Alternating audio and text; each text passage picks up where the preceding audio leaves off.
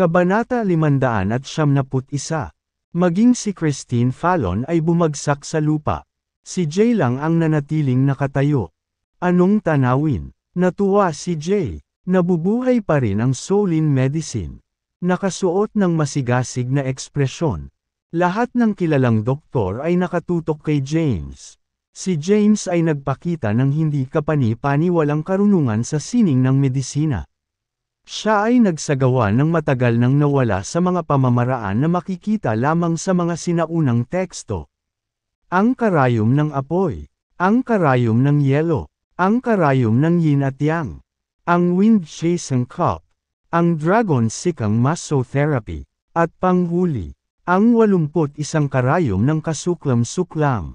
Ikaw, namutla ang mukha ni Jonathan. Tinitigan niya si James nang hindi makapaniwala.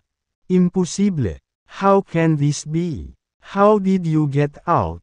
Walang sinabi si James at ngumiti. Jonathan, aminado ka bang talo ka? Ibinuka at isinara ni LSN Jonathan ang kanyang bibig na parang isda na humihingal. Sa wakas ay sinabi niya, inaamin ko ang pagkatalo. Hindi ko inaasahan na ikaw ay makabisado sa mga salimuot ng Gorion Medicine. Ang aking pagkatalo, sa makatuwid, ay hindi ginagamit na ang Gorion Medicine ay mas mababa. Nahaharap sa isang kompleto at kabuoang kawalan. Siya ay nagmamakaawa na humingi ng panlunas kay James sa mga tauhan. Matapos itong maipakain kay Lucas, mabilis silang tumakas. Itim na dragon, ang tagapag-alaga ni Saul. Masigasig na dumami ang mga tao.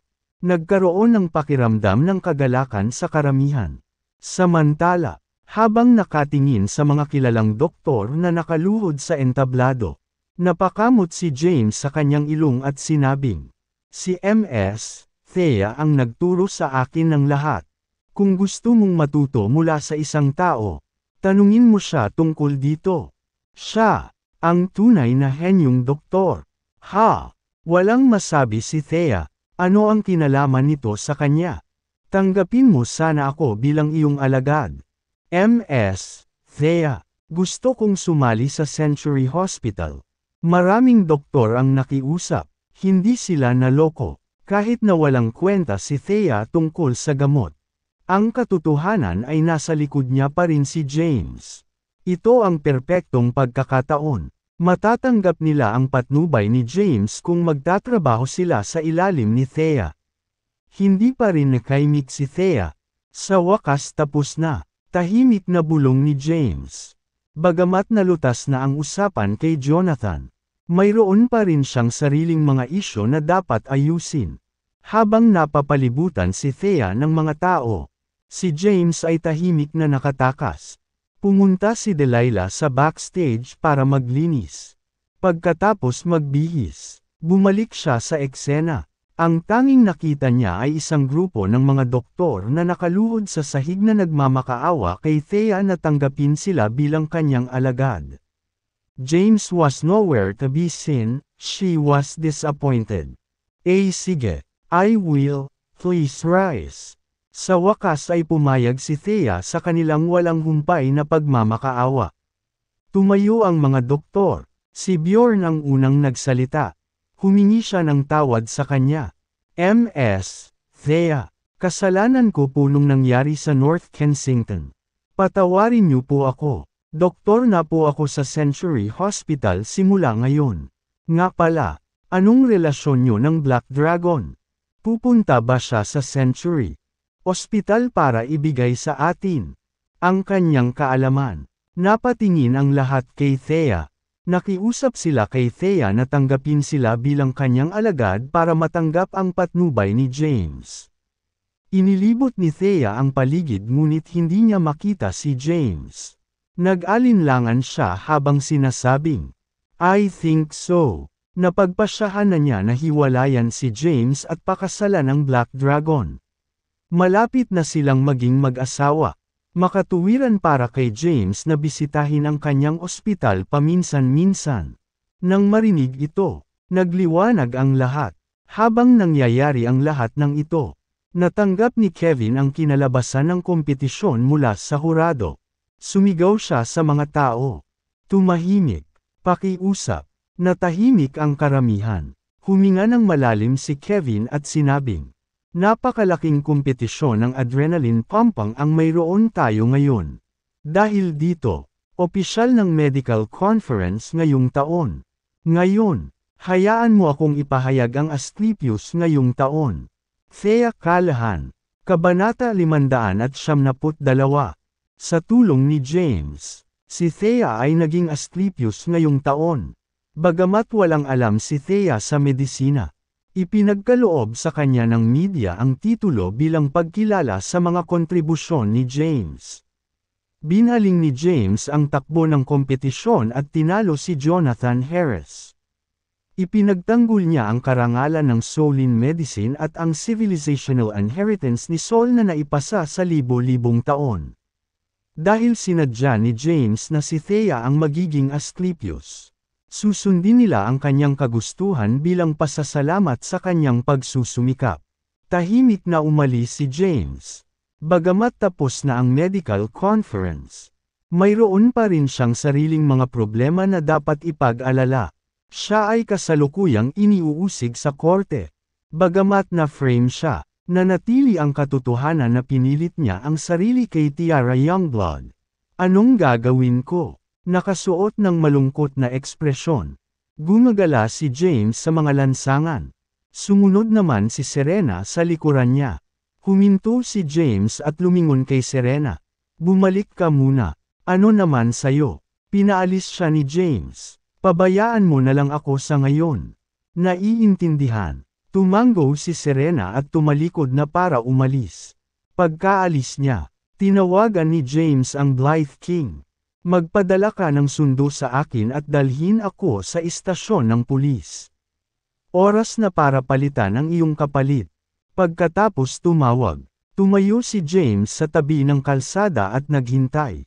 Hindi nagtagal, dumating ang Blythe King at dinala si James sa kanyang detention cell. Sa kanyang selda, nakita si James sa kahoy na kama. Tumingin siya sa kisame at nag-space out. Maya-maya, gabi na, umuwi na si Thea. Masyadong mabigat ang kaganapan ngayon. Nasaksihan niya ang mga kasanayang medikal ng Black Dragon. Dahil lamang sa Black Dragon na ang nagtanong daang doktor sa Medical Street ay nakiusap sa kanya na tanggapin sila bilang kanyang mga alagad. Sumali pa sila sa Century Hospital at naging doktor doon. Dahil sa Black Dragon natanggap niya ang titulong Asclepius. Siya na ngayon ang pinakamaliwanag na bituin sa Kensington. Ang kaluwalhati siyang natamo niya ngayon ay dahil sa Black Dragon. Dahil dito ay lalo siyang naging determinado na hiwalayan si James at pakasalan ang lalaking pinapangarap niya. Thea, pinagmamalaki mo kami. Pagpasok sa bahay, lumapit si Gladys sa kanya na may suot na matangkad na ngiti. Nakita ko lahat sa TV. Ang Black Dragon ay talagang kahanga-hanga. Tinalo niya si Jonathan Harris mula sa Goryeo. Ikaw at siya ay match made in heaven. Hindi ko pa hinihiwalayan si James, malungkot na sabi ni Thea. Nakangiting tugon ni Gladys. Ayos lang. Malapit na kayong maghiwalay. Ma'am, tumango si Thea. Kapag nahatulan si James, maghain siya ng diborsyo. Isa, nang makarating si Thea sa bahay. Dinala na ni Lex ang buong pamilya. Agad nilang sinimulan ang pagsuso kay Thea. Ngayon, ipinakita ng Black Dragon ang kanyang maalamat sa mga kasanayang medikal, na nakagugulat sa mundo at sa medikal na komunidad. Natural, ang tsismis na ang Black Dragon ay namatay sa larangan ng digmaan sa Mount Thunder Pass ay pinabulaanan. Ang internet ay nag-uusap tungkol sa Black Dragon. Samantala, nasa detention cell si James. Lumipas ang gabi ng tahimik. Kinabukasan, ngayon ang araw ng paglilitis. Bagamat nakuha ni Scarlett si James ng isang abogado, mayroong hindi may kakaila na ebidensya na ginawa ni James ang krimen. Hindi optimistiko ang abogado ni James na manalo sa demanda. Si James ay ipinadala sa korte ng madaling araw. Nagtungo din doon ang mga kalahan. Sa gate ng court, Kabanata 573, isang sasakyan ng pulis ang huminto sa courthouse. Inalalayan si James palabas ng sasakyan. Napansin niya na may nabubuo na mga tao sa gate ng court. Nandoon si Thea at ang iba pang mga kalahan. Gayon din sina Quincy, Scarlett, at ang iba pa mula sa transgenerational group. Nandoon din si Zygmunt. Lumapit si Thea kay James na nakaposas at inihatid palabas ng police car. Pwede ko ba siyang makausap saglit? Tumango ang pulis at sinabing, "Bilasan mo." Ngumiti si James sa kanya ng mahina. "Bakit ka nandito, honey?" Nagtaas ng kamay si Thea para pigilan siya. "Makokonsensya ka, James. Ang hukom ay maaaring makitungo sa iyo ng maluwag kung aamin ka sa iyong mga singil. Sana'y matutunan mo ang iyong aral pagkatapos mong makulong. Hindi kita hihintayin. Kapag natukoy na ang hatol mo, hihiwalayan na kita." Nakaramdam si James ng bukol sa kanyang lalamunan. Sa buong kasal nila, palagi silang nag-aaway sa isa't isa. Nagdulot ito ng ilang beses na halos maghiwalay sila. Ngayon, sa wakas ay binigkas na ni Thea ang mga katagang iyon ng matino. "Thea." Hindi pinansin si James. Tumalikod si Thea para umalis. Si James naman ay patuloy na inakay ng mga pulis. Sa silid ng nasasakdal sa korte, masaya ang ekspresyon ni James. Ang paglilitis ay hindi pabor sa kanya. Ang pinakamahusay na paraan pasulong ay ang pagsusumamo para kay Zygmunt na bawiin ang kaso. Sa sandaling iyon, pumasok ang Blythe King sa silid. Nagsindi ng sigarilyo ang Blythe King at inabot ito kay James.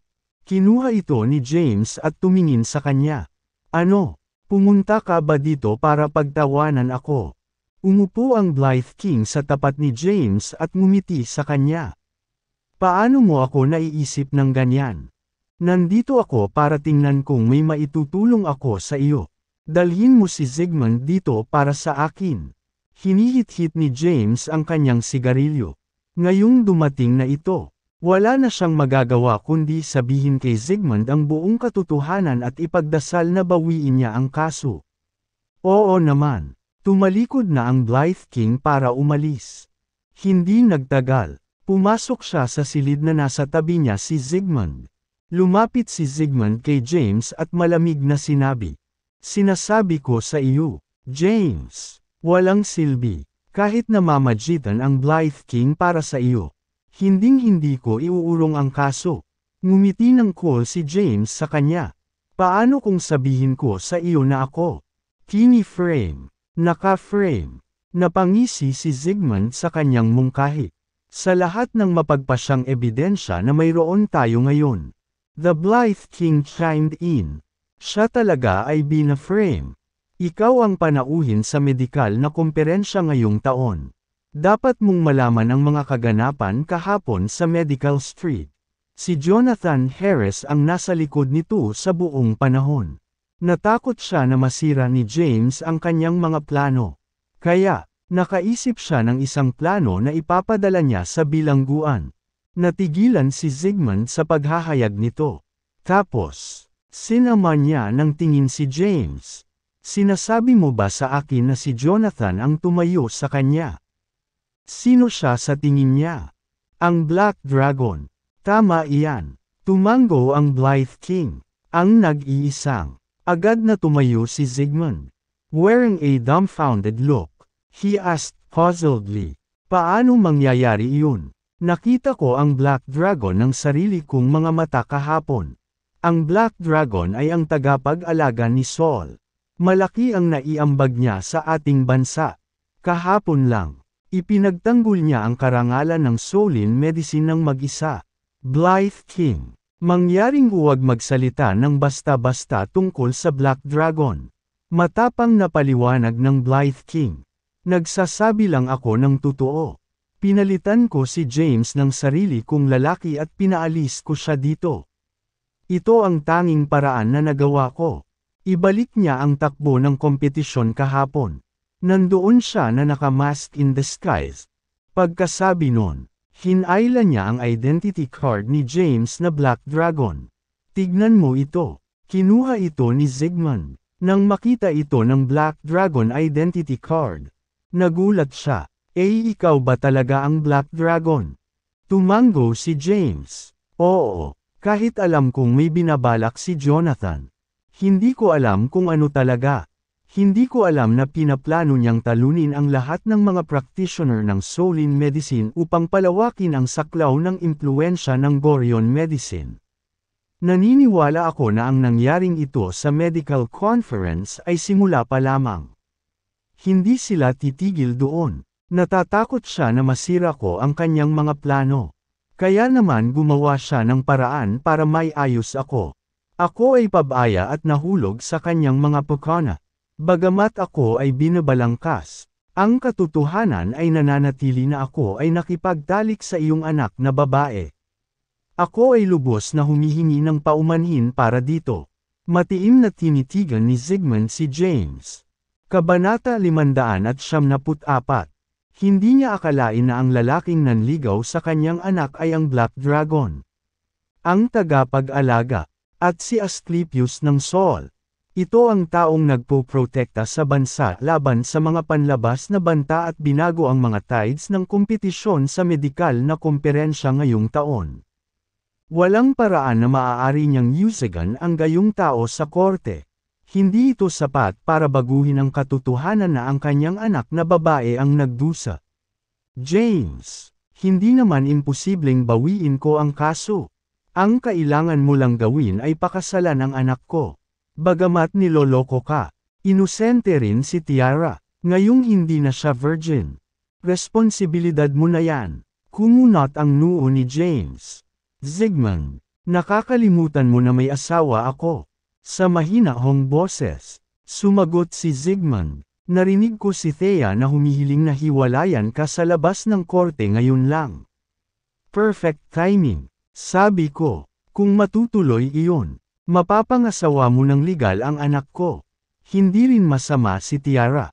Ang ganda at talento niya ay hindi mas mababa sa kay Thea.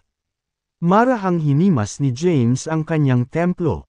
Gaano kahirap? Diborsyo.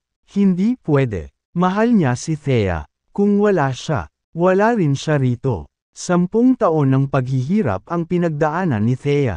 Sumumpa siya na gagawin siyang pinakamasayang babae sa mundo upang suklian ang kanyang kabaitan at babayaran ang kanyang mga pagkakamali noon.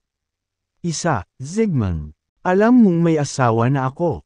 Hindi ko hihiwalayan ang asawa ko. Ang pagpapakasal sa anak mo ay lalong makakasira sa aking mabuting pangalan. Di bale, kasuhan mo na lang ako sa korte. Ako ay magbabayad sala para sa aking mga krimen sa pamamagitan ng pagpunta sa bilangguan. Ikaw, galit na galit si Zygmunt. Nakasuot ng walang magawang ekspresyon. Sinabi ng Blythe King, James, may negosyo pa akong aasikasuhin sa hukbo. Bibisitahin kita sa kulungan kapag nakalaya na ako. Umaasa tayo na ang mga hangganan ng Southern Plains ay mananatiling payapa. Kung hindi, dadanak ang dugo at masisira ang kabuhayan ng mga tao. Dahan-daang lumabas ang Blythe King. Sumandal si James sa upuan niya at walang sinabi. Si Zygmunt naman ay nagpapanik. Ano ang dapat niyang gawin? Kasuhan ang Black Dragon sa korte. Kung kumalat ang balita, ipapako siya sa krus dahil sa pagpapadala sa bayani ng bansa sa kulungan. Pero paano si Tiara? James, hindi ba natin ito pag-usapan? Sabi ni Zygmunt na may frustrated look. Kung pumayag si James na pakasalan ang kanyang anak, maaari niyang ipahayag sa publiko ang lahat ng ito ay hindi naiintindihan. Bukod dito, ang pagkakaroon ng Black Dragon bilang kanyang manugang ay nagdudulot din ng katanyagan. Sa pamilya, Ginoo, Youngblood, ako ang may kasalanan dito. Lubos akong nagsisisi sa nangyari at hindi ako pababayaan ng aking konsensya. Kaya nga hindi ko kayang pakasalan ang anak mo. Hayaan mo na lang akong makulong para pagsilbihan ang aking sentensya. Buntong hininga. Walang magawa si Zygmunt. Tapos, kumaway siya. Forget it. Hindi ko na ipagpatuloy ang mga bagay. Sa palagay ko ay hindi makukuha ng aking anak na babae ang hustisyang nararapat sa kanya sa katapusan. Pagkaalis niya, binawi niya ang kaso. Napawalang sala si James. Bakit, tatay? Sa isa pang kwarto sa court, tumulo ang luha sa pisngi ni Tiara. Napahikbi siya. Bakit mo pinakawalan ang B** na iyon? Si Zygmunt ay nagsuot ng walang magawang tingin. Makinig ka sa akin. Tiara, ganito kasi. Sinabi ni Zygmunt sa kanya ang buong katotohanan. Ano? Natigilan. Napabulala si Tiara. Siya ang Black Dragon. Oo. Napabuntong hininga si Zygmunt. Kino-frame siya. Sa kabutihang palad, nagawa siyang iligtas ng Blythe King. Kaya naman nagawa niyang paikutan ang laban sa kompetisyon kahapon. Nawala sana sa amin ang kulturang pamana ni Saul sa isang grupo ng mga kasuklam-suklam na lalaki kung hindi siya nagtagumpay. Kaya sabihin sa akin, paano ko may uusig ang Black Dragon sa korte? Siya ang dating Commander-in-Chief ng Southern Plains na gumawa ng makabuluhang kontribusyon sa bansa. Kung uusigin ko siya, hahatulan ako ng mga mamamayan ng Saul. Napakagatlabi si Tiara sa frustration. Hindi niya inaasahan na ang lalaking nakipagtalik sa kanya ay ang Black Dragon. Ang tagapag-alaga ni Se, let's go. Tiara, aalis tayo sa lugar na ito at kalimutan ang lahat ng nangyari dito. Magiging okay din ang lahat. Kabanata 575. Sa korte, ang hurado ay nagtipon. Marami ring kalahan ang naroon. Sa sandaling iyon, pumasok ang isang kawani ng korte at humingi ng tawad sa mga tao. I'm sorry, Mr. Youngblood has withdrawn his case. He said it was all a misunderstanding and that James didn't rape his daughter. James, the accused, ay napawalang sala. Ano? Ang mga kalahan ay tumayo sa hindi pagsang-ayon. Agad na sumigaw si Gladys. What the hell? The evidence is irrefutable. What do you mean by acquitted? Bilasan mo at tumawag ng paglilitis. Gusto kong mabulok si James sa kulungan. Hindi siya pinansin ng court staff at umalis na sila pagkatapos ng anunsyo. Umalis ang mga kalahan na may pagtataka sa kanilang mga mukha. Nakahinga ng maluwag sina Quincy at Scarlett. Tiningnan ni Quincy si Scarlett na may matangkad na ngiti at sinabing, mukhang naayos na niya ang problema. Oo, tumango si Scarlett. Ibinalik ang kanyang ngiti. Sige, balik na tayo. Napawalang sala si James sa kanyang mga kaso. Umalis siya sa korte. Sa labas, nakita niya ang mga kalahan. Lumakad siya papunta sa kanila na may matangkad na ngiti. Thea, I told you I was innocent, the police have looked into the matter. Everything's fine now, let's go home. Sa kaibahan sa kanyang mga inaasahan, ang ekspresyon ni Thea ay lalo lamang lumayo. Siya ay umaasa na si James ay mahatulan upang siya ay hiwalayan siya at pakasalan ang Black Dragon. Ngayong naabsuelto na siya, anong dahilan niya? You rapist. Hindi nakita manugang. Umalis ka sa paningin ko. Naghahain ng divorce si Thea. Magkita tayo sa korte. Nagdilim ang mukha ni Glady. Si James ay dapat na nasa likod ng mga bar. Ngunit heto siya ay tumatalon sa labas ng korte na parang isang malayang tao. Kung nasa kanya lang ang Black Dragon bilang kanyang manugang, magagawa niyang iangat ang kanyang ulo sa publiko. Lumapit si Tommy kay James at tinapunan ito ng masamang tingin. He then sneered nastily. James, you just are not worthy of Thea anymore. Do you know who she is now? She's now replaced Jay Fallon as the Asclepius of Kensington. Hundreds ng mga doktor na nakiusap sa kanya na tanggapin sila bilang kanyang disipulo. Tingnan mong mabuti ang salamin. Basura. Alam ni James na gusto siyang hiwalayan ni Thea. Gayunpaman, Naisip niya na ito ay dahil lamang sa inakala niyang siya ay isang rapist. Ngayong nalutas na ang problema, dapat ay wala ng dahilan si Thea para hiwalayan siya. Thea. Tumingin siya kay Thea. Thea bit her lips indecisively. She was at a loss. Pagtingin kay James na nakatayo sa harapan niya, naisip niya ang Black Dragon. Talagang hindi sila maaaring maging hindi katulad ng isa't isa. Ako, nagbara ang boses niya sa lalamunan niya. Pagkatapos mag-isip ng ilang sandali, sinabi niya sa mahinang boses, palagay ko hindi tayo dapat. Napakahirap niyang binigkas ang mga salitang iyon. Nabalot siya ng guilt at hiya. Si James ang gumamot sa mga sugat niya. Hindi siya ang babaeng kasalukuyan kung hindi dahil sa kanya. Gayunpaman, naisip niya ang Black Dragon at ang kanyang walang kapantay na kasanayang medikal. 1/5. Maganda ang medical skills ni James pero natutunan niya ito sa Black Dragon. Kung si James ay hindi nagpakasal sa mga kalahan, ang Black Dragon ay darating pa rin upang iligtas siya. Natural, malugod niyang pakasalan ang Black Dragon. Kung ang lahat ng ito ay gumanap sa paraang gusto niya, hindi na niya kailangang magdusa ng husto. Gamit ang mga kaisipang ito bilang kanyang katwiran. Hindi na siya nakonsensya. James, we're not right for each other. Maghiwalay na tayo. It'll beneficial to both of us. James, hindi ka karapat-dapat sa kanya. Just divorce already. We promise to compensate you proper. Bibigyan ka namin ng $10 million. Kunin ang 10 milyon at hindi ka na muling mag-aalala tungkol sa pera. Ang mga kalahan ay isa-isang nag-pipe up. Walang magawang ekspresyon si James. Binaril niya ang sarili sa paa. 9 love si Thea sa iba niya. Sa pagkakataong iyon, parang sasampalin niya ang sarili sa mukha.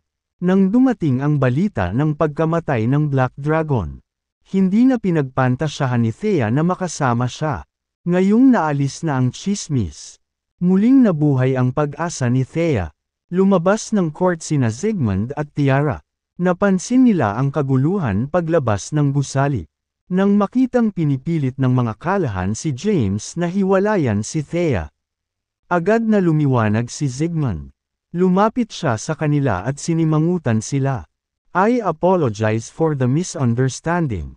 James, by the way, since the Calahans are forced you to divorce Thea, would you be interested in my daughter? Pagkasabi niya nun, hinayla niya si Tiara. Lumingon si James at nakita siya. She was indeed a beautiful woman. Napakamot ng ulo si Tiara. Ayaw niyang tumingin kay James. Ang pagkakita sa mukha nito ay nagpaalala sa kanya ng kaganapang araw na iyon. Napuno siya ng galit kay James. Kabanata 576. Ngayong alam na niya ang buong katotohanan. Pinili niyang patawarin siya. Nakaramdam pa nga siya ng kaunting simpatiya kay James nang makita kung paano siya tretuhin ng mga kalahan. Kahit na siya ang tagapag-alaga ni Saul, nakatanggap siya ng walang paggalang mula sa mga kalahan. Tinanggihan ni James ang alok ni Zigmund. Nakakatawa ang sinasabi mo, Zigmund. Kahit anong treto sa akin ni Thea o ng mga kalahan, hindi ko siya hihiwalayan. Sigh, napabuntong hininga si Zigmund. Hinawakan niya ang braso ni Tiara at umalis. Tumingin si Tiara sa likod. Pinagmasdan niya ang mukha ni James habang naglalakad siya palayo. Gusto niyang maalala ang lalaking ito ang Diyos ng digmaan at tagapag-alaga ni Saul. At ang lalaking nag-alis ng kanyang pagkabirhen. Alam niyang ito na ang huling column at baka never si James again, so she deeply etched his appearance on her mind. Pagkaalis ng dalawa, tumingin si James sa mga kalahan. Ibinaling niya ang tingin kay Lex. Lolo, nangako ka sa akin na hinding-hindi mo papayagan ang sinuman na pilitin akong hiwalayan si Thea. What do you think about all of this? Nakasandal si Lex sa kanyang tungkod na humihit-hit ng kanyang tabako. Naiintindihan na niya ngayon kung ano ang kaya ni Thea. Siya ang bagong Asclepius ng Kensington. At maraming kilalang doktor ang nakiusap sa kanya na tanggapin sila bilang kanyang mga alagad at sumali sa Century Hospital. Siya ay may walang limitasyong potensyal na gaya niya.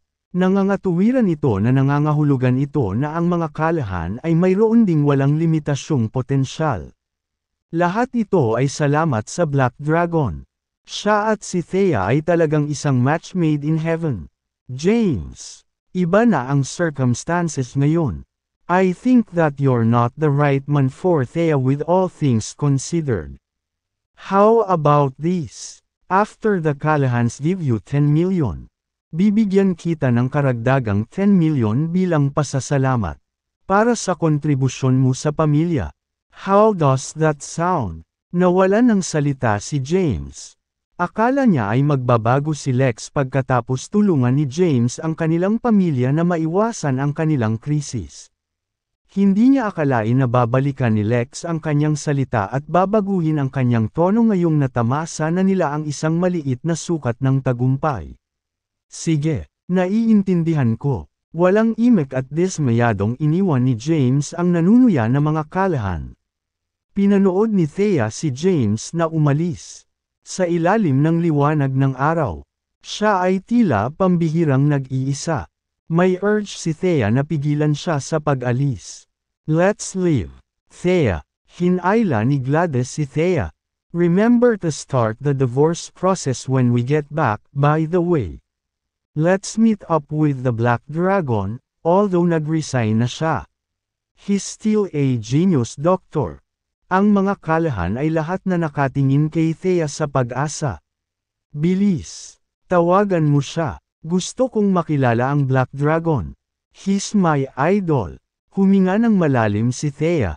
Pagkatapos, inilabas niya ang kanyang telepono at tinawagan siya. I'm sorry. Ang numero na iyong na-dial ay hindi available.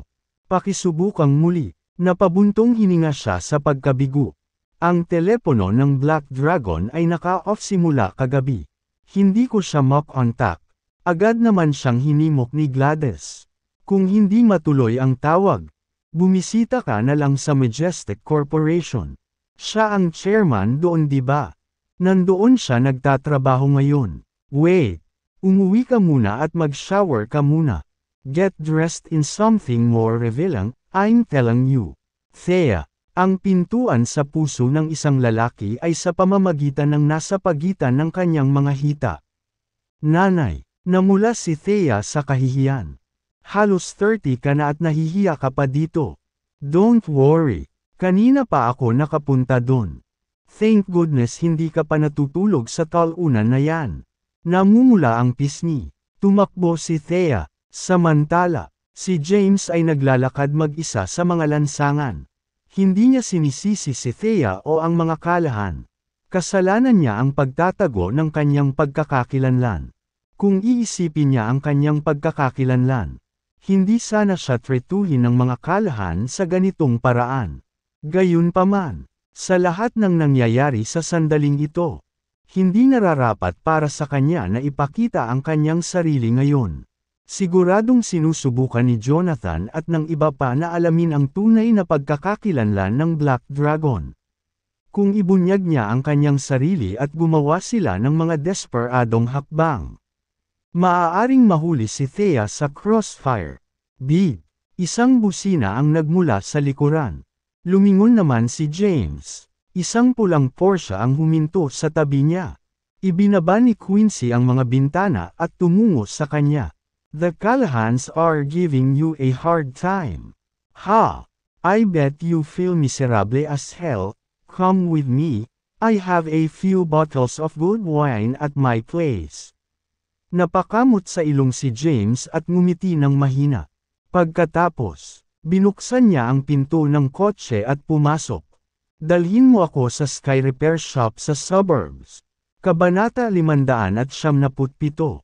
Hindi nagmamaneho si Quincy. Sumandal siya sa kanyang upuan at tumingin kay James. Nakita niya ang pagkadismaya at kawalan ng magawa sa mukha ni James.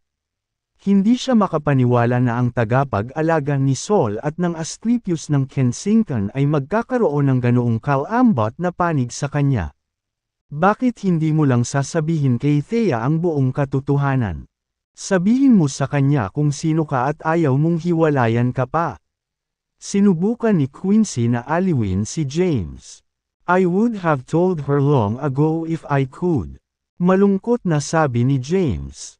Pagkatapos, bumantong hininga siya, hindi bale. Kalimutan na lang natin ito. Dalhin mo ako sa sky repair shop sa suburbs. James. Naguguluhang tumingin sa kanya si James. Anong mali? Bumuka at itinikom ni Quincy ang kanyang bibig nang walang salita. She then took a deep sigh. I will help you out just this once. Wala pa ring ideya si James sa nangyayari. Pinaandar ni Quincy ang sasakyan at pinaandar ito sa kabilang direksyon. Hindi ito ang daan papunta sa sky repair shop. Sinong nagsabing pupunta tayo doon? Dumiretso ako sa Majestic Corporation. Ngunit ano ang maaari nating gawin doon? Sumagot si Quincy. Alam ni Thea na ako ang dating kasintahan ng Black Dragon. Pupunta kami sa Majestic Corporation. At tutulungan kitang isuko siya sa iyo. Quincy's idea made James brighten up, bakit hindi niya naisip ito? Ang pangunahing dahilan kung bakit siya iniwan ni Thea ay dahil sa Black Dragon. I guess may utang ako sa iyo noon. Humalaklak si James. Si Quincy naman ay may ibang plano. Isa itong pagkakataon para sa kanya. Pagkatapos ng hiwalayan nina James at Thea, maaari niyang ituloy si James ng lehitimong paraan. Alam niyang si Thea lang ang nasa puso ni James. Kaya't si Thea lang ang hinihiling niya. Hindi nagtagal, nakarating na sila sa Majestic Corporation. Pagpasok pa lang nila sa opisina ng chairman, si Newton sa kanila at lumapit yumuko. James, tumawag lang si Thea. She would like to meet you. Bago pa makapagsalita si James, pinutol ni Quincy. Sure thing. Tumingin si Newton kay James. Tumango si James. Tell her she can come in. Naiintindihan. Pumunta si Newton para sunduin ang kanyang bisita. Samantala, nagbihis si James at sinuot ang skin mask. Sa isang iglap lang, napalitan ng ganap ang kanyang hitsura. Naupo si Quincy sa sofa at pinag-cross ang kanyang mga binti. Ang hiwan ng kanyang damit ay nakalantad, na nagpapakita ng kanyang mahaba at balingkinitang hita. Sinuri ang hitsura ni James. Sumili ang ngiti sa magandang mukha nito. Bakit parang hindi ako komportableng tumingin sa itsura mo ngayon? Masama ba yun? Kinakamot ni James ang kanyang ilong. Tumango si Quincy at sinabing, kahit na ganito ang mukha mo noong magkarelasyon tayo, hindi lang ito tama sa akin ngayon. Siguro nasanay na ako sa kabilang mukha. By the way, anong plano mo? James looked at Quincy. She had promised to help him out. Lihim niyang alam na ito ni Quincy para sumuko si Thea sa kanya. Gayunpaman, hindi siya sigurado tungkol sa mga detalye ng kanyang mga plano. Sumenya si Quincy kay James na lapitan niya gamit ang kanyang mga daliri. Lumapit si James sa kanya. Hinawakan siya ni Quincy at itinulak sa sofa. Pagkatapos, idiniin niya ang kanyang katawan sa kanya at bumulong. Nang marinig niya ang nasa isip niya, nag-alinlangan si James. Is this appropriate? Inilibot ni Quincy ang kanyang mga mata. It's just an act. It's not real. Tsaka hindi naman kita hahayaang lumagpas pa dito. Sige, pumayag naman si James. Para makuha muli ang puso ni Thea, nagpasya siyang gawin ang lahat ng kailangan. Makalipas ang kalahating oras, pumasok si Newton sa silid at nagulat. James, si Thea ay kasalukuyang nasa labas mismo ng gusali ng kumpanya. Nakita ko. Tumango si James. Bring her up then. Naiintindihan. Yumuko si Newton at saka umalis. Samantala, agad na tinanggal ni Quincy ang kanyang damit, naka-curvaceous siya. Hindi maiwasan ni James na mataranta. Si Quincy ay lubos na nagtitiwala sa kanyang pang-akit. Ngumisi siya ng pilyo. Kamusta naman ang figure ko compared kay Thea? Paano ko malalaman? Nahihiya. Napakamot ulit ng ilong si James. Ang sagot niya ay napatigil sandali si Quincy. Tapos, humagalpak siya ng tawa. Oh yeah, I forgot, you haven't slept with her yet. Even though you both have been married for the longest time. Nakita mo na ba ang itsura niya sa undergarments niya? Namula ang mukha ni James. Kabanata 578. Hinawakan siya ni Quincy at itinulak. Malapit na siya. Ano pang hinihintay mo? Idiniin niya ang katawan niya sa kanya. Ramdam ni James ang init ng katawan niya. Medyo kinakabahan siya. Bagamat isa lamang itong gawa para sumuko si Thea sa kanya. Kailangan pa rin nilang magpakita ng madamdaming palabas. Medyo tupa siya. Si Quincy naman ay ganap na kabaligtaran. Matapang at matapang. Kinuha niya ang renda. Si Thea ay nagsuot ng isang nakasisilaw na damit para sa pakikipagkitang ito sa Black Dragon. Naaalala niya ang payo ng kanyang ina na tila may katuturan. Sa daan patungo sa Majestic Corporation. Napagpasyahan niyang ialay ang sarili sa Black Dragon kung gugustuhin nito. Gagamitin niya ang kanyang katawan para itulak ang mga bagay-bagay. Sa sandaling hiwalayan niya si James. Pakakasalan niya ang Black Dragon. Sa pagpapakita ng daan ni Newton. Dumating siya sa labas ng opisina ng chairman. Puno siya ng pag-asa. Sa labas ng opisina, ipinaliwanag sa kanya ni Newton. Ms. Thea, ang chairman ay kasalukuyang nasa kanyang opisina. Siya ay orihinal na tumanggi na makipagkita sa iyo. Gayunpaman, dahil ikaw ay regular na bisita niya. Dinala kita dito sa secret, remember, don't mention na ako ang nagdala sa iyo dito nang magkita kayo ng chairman. Got it. Salamat, Mr. Newton. Nakangiting nagpapasalamat si Thea sa kanya. Iniwan siya ni Newton sa pintuan. Samantala, inilabas ni Thea ang isang make-up mirror mula sa kanyang bag at tiningnan ang kanyang hitsura. Naglagay siya ng lipstick at marahang itinikom ang kanyang mga labi. Pagkatapos, itinulak niya ang pinto. Pagpasok niya sa kwarto, natigilan siya. Si Amon at ang isang babae ay naghahanda sa sofa, halos bihis ang babae. Maluwag na nakasabit ang jacket ng lalaki sa kanyang makapangyarihang katawan. Sa pagkasaksi nito, nabigla si Thea sa kanyang kaibuturan. Nakatayo sa may pintuan. Tumulo ang mga luha sa kanyang pisngi.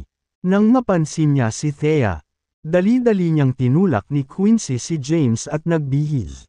Pagkatapos, naglakad siya papunta kay Thea na may matangkad na ngiti. At walang kaunting pag-aalinlangan. I'm sorry you had to see this. Thea, by the way, bakit nandito ka sa office ng boyfriend ko? Ha?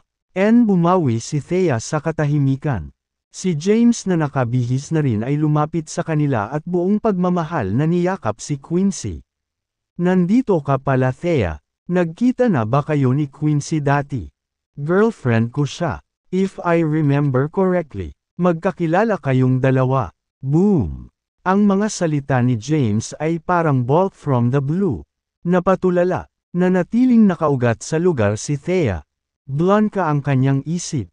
Alright. Quincy's the Black Dragon's ex-girlfriend, it's not surprising na sila ang magkasama.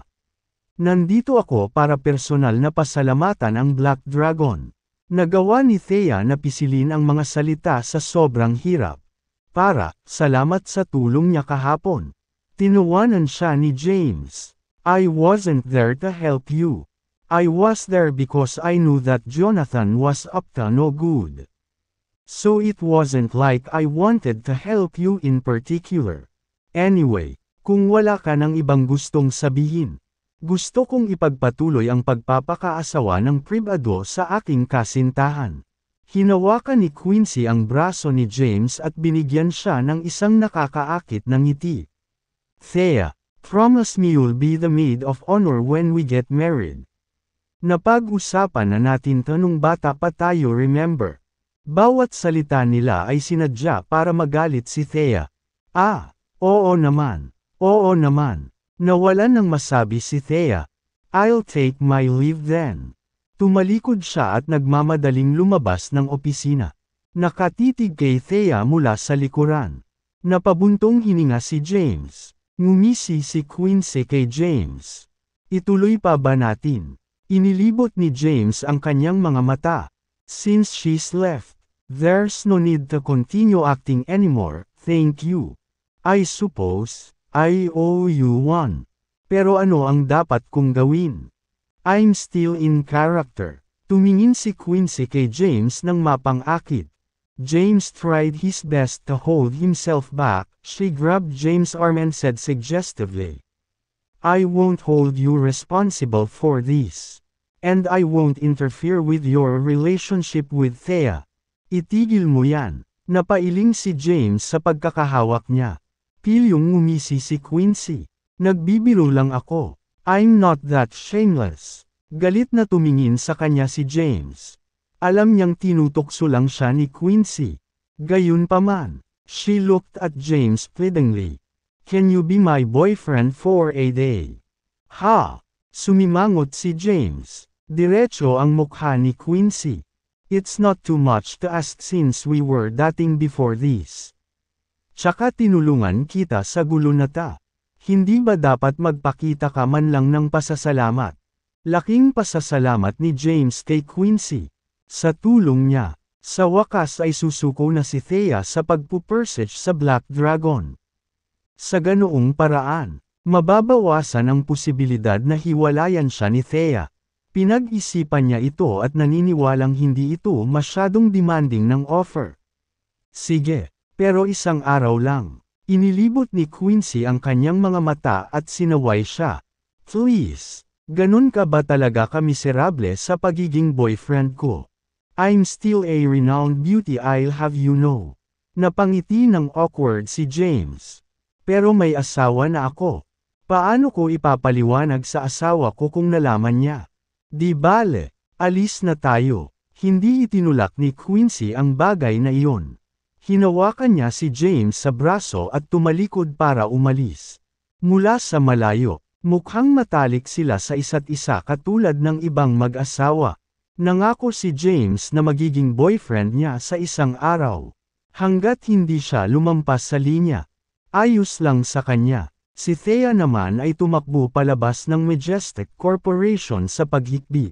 Sa lahat ng ito, naisip niya na ang Black Dragon ay umiibig sa kanya. Kaya naman tinulungan siya nito ng palihim at tinulungan pa siyang makuha ang titulong Asclepius kahapon. Ang lahat ng kanyang mga pagpapalagay ay nagpupuno sa kanya ng pag-asa. Siya ay lubos na sigurado sa lahat. Siya ay kahit na handa na ayele ang kanyang sarili. Gayunpaman, ang nasaksihan niya sa opisina ay sumire sa lahat ng kanyang pinaniniwalaan. Pakiramdam niya ay walang kabuluhan ang kanyang buhay. Bakit? Malakas at walang katapusang bumuhos ang mga luha sa kanyang mga mata. Nalungkot siya. Umuwi siya. Thea, bakit ang aga mo bumalik? Lumapit si Gladys sa kanya. Nang makita ang kanyang malungkot na hitsura, nagtanong siya, ano ang mali? Anong nangyari? Hindi ba kayo nakikipagkita sa Black Dragon? Ma, huwag ka nang magsalita. Ang mga mata ni Thea ay lumubog at wala ng lahat ng emosyon. Tulad ng isang impas na lobo. Siya ay nahiga sa sofa. Umupo si Gladys sa tabi niya at nagtanong. Anong nangyari? Sob. Napaluhan na naman si Thea. Don't cry. Thea, tell me what's going on. May iisipin ako. The Black Dragon. May girlfriend na siya. Si Quincy. Best friend ko. Nang ipasok ko ang pinto ng opisina ng chairman. Nakita kong nagkukulitan sila. Nasa kalagitnaan sila ng paghuhubad. Kung may 1 minuto ako mamaya, magkakaroon sila. Nadurog ang puso ni Thea. Ano? Napanganga si Gladys sa takot. May girlfriend na siya. Pagkatapos niyang i-compose ang sarili, hinawakan niya ang braso ni Thea at inaliw siya. Thea, you can't give up. So ano, may girlfriend siya? Kahit may asawa na siya, may posibilidad na hiwalayan niya rin siya. Believe in yourself, do your best to win him over with your charm. Mom, pagod na si Thea. What do you mean by winning him over? It's Quincy, my best friend. We are talking about, how could I stoop so low? Tsaka, hindi ko pa din hinihiwalayan si James. Kung kumalat ang balita tungkol sa paghabol ko sa isang lalaki, na kinuha na, mapahiya ako. Silly girl, what are you talking about? Paano ka mapapahiya? Siya ang Black Dragon, ang tagapag-alaga ni Saul. Kahit na siya ay nagbitiw at hindi na isa sa Commander-in-Chief. Siya pa rin ang perpektong tao para sa hindi mabilang na babae. Kung hindi ka mag-move on sa kanya, gagawin ng iba. Do as I say. There's no way I'm wrong about this. Hinangad ni Gladys na kumbansihin si Thea. Since they are not married anyway, you still stand a chance. Kahit kasal na sila. It's no big deal. Mistresses are the norm nowadays. Nang marinig ito, muling lumakas ang loob ni Thea. Sa katunayan, hindi pa sila kasal. Siya ay nagkaroon pa rin ng pagkakataon. Gayunpaman dahil naalala niya ang kanyang mga kalagayan. Siya ay nadismaya. Siya ay kasal sa isang lalaki na nasa ilalim ng Black Dragon. Si Quincy, sa kabilang banda, ay walang asawa sa lahat ng ito. Higit sa lahat, siya ang kasintahan ng Black Dragon 10 taon na ang nakalilipas. Ang kagandahan ni Quincy ay maihahambing sa kanya. Si Quincy ay isa ring mahusay na babae. Siya ay naging vice-presidente na ng Transgenerational Group sa kanyang edad. Walang pagkakataon si Thea laban sa kanya. Ang tanging nakakapagligtas na grasya niya ay nailigtas niya ang buhay ng Black Dragon 10 taon na ang nakararaan. Ano ang dapat kong gawin? Nanay, nawala si Thea. Well, nahulog sa malalim na pag-iisip si Gladys, L.M. Pinagmasdan ang hitsura ni Thea. Sinabi niya, Thea, walang kapantay ang iyong kagandahan. Ikaw ang pinakamagandang babae sa Kensington. Gayunpaman, sa kabila ng iyong kagandahan, wala kang alindog. Kailangan mong matutunan kung paano ang iyong kagandahan para mangakit ng mga lalaki. Anong pinagsasabi mo, nanay? Namula si Thea. Oops, sorry. Ang ibig kong sabihin ay attract, hindi seduce. Inayos ni Gladys ang sarili. Alalahanin na magsuot ng mas mapanghusgang damit sa palabas. Gayunpaman, hindi ito dapat masyadong mahayag. Kailangan mong bigyan ng puwang ang kanilang tahanan. Gayun din, bigyang pansin ang iyong mga kilo. Siguraduhin na ang iyong bawat kilo at salita ay nagpapakita ng karisma. Maaari mong pukawin ang pagnanasa ng isang tao. Nagsimula ng mag-lecture si Gladys kay Thea. Malaki rin ang papel ng mga ekspresyon mo. Marunong ka bang magpakita ng malandi na usok? Umiling si Thea. Sigh. Let me demonstrate. Ilang beses na kumurap si Gladys at malamang kinagat ang labi sa paraang nagpapakita. Si Benjamin, na nasa phone niya, ay napatingin kay Gladys. Nasaksihan ang ginawa ng kanyang asawa. Kailangan niyang pigilan ang pagnanasang samuka. Gayunpaman, nang makita ang nakamamatay na tingin sa mukha ni Gladys, agad siyang tumayo at sinabing, masikip dito, pupunta ako sa sahig saglit. L.M. Paano yan, Thea? Sinubukan ni Thea na gayahin si Gladys. Gayunpaman, nakaramdam siya ng awkward at out of place. Nakakahiya naman. 2/5. Sigh, napabuntong hininga si Gladys sa frustration. Masyado kang walang muwang para sa iyong sariling kapakanan. Bagamat halos 28 taong gulang ka na, baguhan ka pa rin. Huwag kang mag-alala. Masasanay ka na kapag mayroon kang sapat na karanasan sa mga lalaki. Wala akong gaanong maituturo sa iyo. You'll have to figure out it yourself. Wala nang ibang paraan si Gladys para matulungan pa si Thea. Hindi niya alam kung paano magturo ng baguhan. Samantala, umupo si Thea sa sofa at nag-isip. Bigla siyang namula na para bang may naalala siyang nakakahiya. Nakakahiya naman. Tinatakpan ang kanyang mukha. Tumakbo siya pabalik sa kanyang silid. Pagkatapos, binuksan niya ang kanyang aparador. Ang tanging kasuotan niya sa loob ay mga katamtamang damit. Wala siyang anumang bagay na nagpapatingkad sa kanyang likas na pag-aari. Nakatayo sa harap ng salamin. Dahan-dahan niyang ibinaba ang kwelyo ng kanyang damit at ipinakita ang kanyang neckline. Tapos, inilabas niya ang phone niya. Sinusubukan ang ekspresyong ipinakita ni Gladys sa kanya kanina. Marahan niyang kinagat ang labi. Snap. She took a photo. She looked at her selfie. Habang tinitignan niya ito, parang hindi siya natural sa larawan. Binura niya ito at kumuha ng isa pa. Sinusubukan niyang makuha ang pakiramdam para dito. After many selfies, she finally got one she somewhat satisfied with. She looked at her selfie. Matapos mag-alinlangan sandali, in-upload niya ito sa kanyang Instagram account na may caption na, "I'm really sad today." Kasabay nito, sa mga lansangan, hawak-hawak ni Quincy si James sa braso na kitang-kita sa mukha niya ang kaligayahan. "Quincy, what's happening between me and Thea? What went wrong?" Bagamat may kayakap siyang napakagandang babae, si Thea lang ang nasa isip ni James. Wala kang matibay na batayan para sa isang relasyon.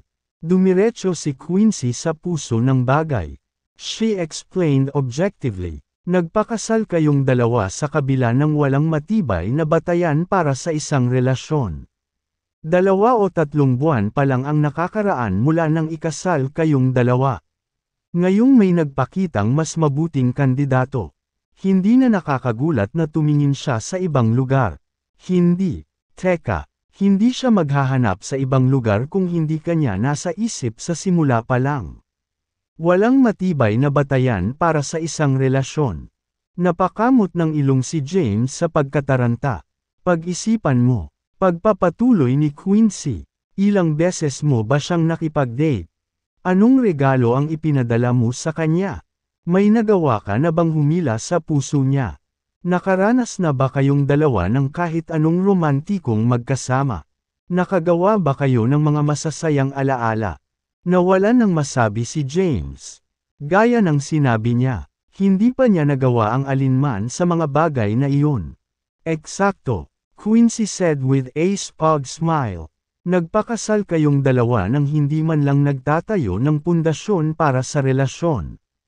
Kung ako ang tatanungin mo, himala na nakapagtagal kayong dalawa. Normally, you need at least 3 years for a man and a woman to get to know one another before marriage. Aside from that, magkakaroon pa rin ng conflicts even for loving couples. Normal lang sa kanila na magtalo at mag-away dahil sa maliliit na bagay. That's why I'm saying that your relationship with Thea is pretty good. All things considered. Hearing this, James had a clearer understanding of the situation. Quincy, isa ka talagang love expert. Ngumisi si Quincy. Of course, I know.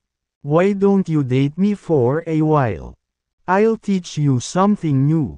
Baka malaman mo kung paano hahaharapin si Thea pagbalik mo. Kabanata 601. Sa tingin ko hindi. Agad siyang binaril ni James.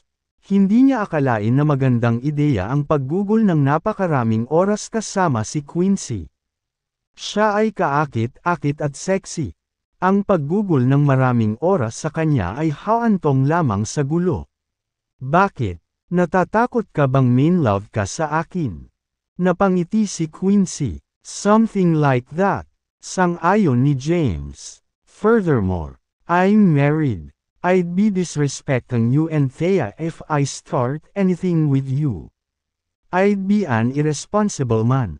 I don't care, bukod dyan. Hindi malalaman ni Thea kung itatago natin ito. Mariin na umiling si James. Alam niyang nagbibiro si Quincy. Maaari siyang bumalik at ipaalam kaagad kay Thea. Kahit nakangiti pa rin si Quincy ay bakas sa mga mata niya ang pagkadismaya. Ano ang hindi niya ibibigay para manatili sa ganitong paraan magpakailanman? Gayunpaman, iba si James sa ibang mga lalaki. Siya ay isang bayani. Siya ay may mga prinsipyo at hindi mandaye. Lalo siyang naakit sa kanya dahil doon. Quincy, bakit hindi ka makaisip ng ideya para tulungan ako? Ano ang dapat kong gawin ngayon? Hinaplos ni Quincy ang kanyang baba. Iniisip iyon. Pagkalipas ng ilang segundo, sinabi niya, bumuo ka sa isang pagtatapat ng pag-ibig. Paano yan gumagana? Simple lang, kumuha ka ng bulaklak. Magsindi ng kandila. Whatever sounds romantic to you. Sige, salamat. Salamat kay Quincy. Alam na ngayon ni James ang gagawin. Don't mention it, you're my boyfriend today. Let's not talk about Thea anymore. You're mine for the day. Mukhang nagseselos si Quincy. James smiled awkwardly. He spent the day with Quincy. Pareho silang umarte na parang mag-asawa. Sila ay namili, nasiyahan sa pagkain, at nagpunta sa amusement park ng magkasama. Buong araw, nakangiti at tumatawa si Quincy. Pagkatapos kumain, naglakad-lakad sila sa kalye. Magkahawak kamay. Sige, biglang binitawan ni Quincy ang kamay ni James. Sinabing, mabuti pa ay na-appreciate mo ang kumpanya ko ngayon. Lalo na't ang gwapo ko. Saan ka susunod? Sa mga kalahan o sa repair shop na binanggit mo? Sky Repair Shop ang tawag dito. Okay, let's go. Ihahatid na kita dyan. Hinatid ni Quincy si James sa Sky Repair Shop pagdating nila. Kinawayan ni Quincy si James. Bye! Tumango si James at lumabas ng sasakyan. Nakaupo si Quincy sa sasakyan habang pinagmamasdan si James na umalis. Nangilid ang mga luha sa kanyang mga mata. Umaagos sa kanyang mga pisngi. Hinawakan niya ang kanyang sarili sa manibela. Humihikbi ng mahina. Knock knock knock. May kumakatok sa salamin. Tumangala si Quincy at pinunasan ang kanyang mga luha. Binaba niya ang bintana at ngumiti kay James, na nakatayo sa kanyang harapan.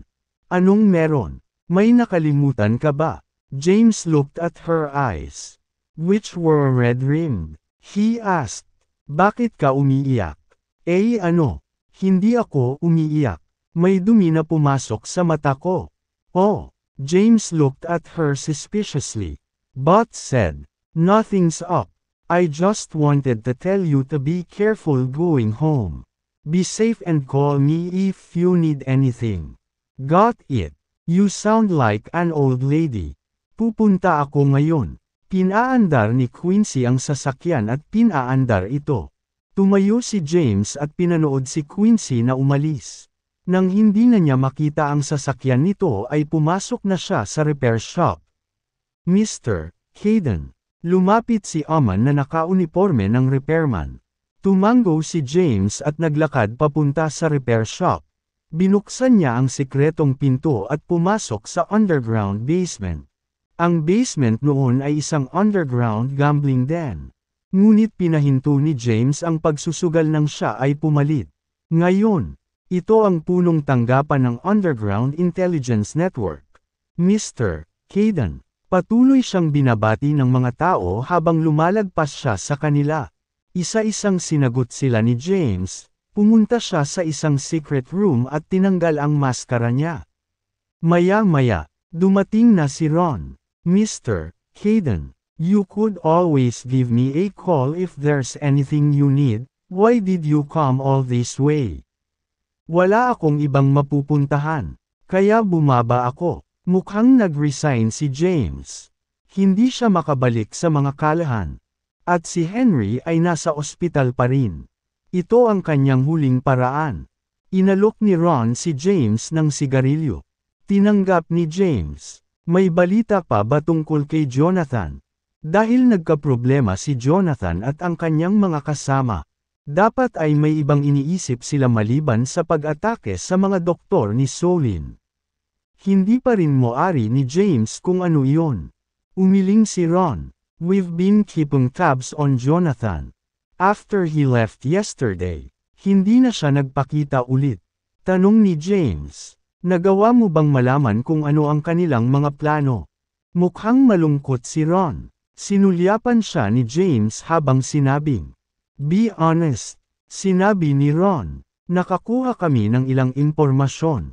Ayon sa aming intel, nag-set up ang Universal Hospital ng research lab sa Lily City 3 buwan na ang nakalipas.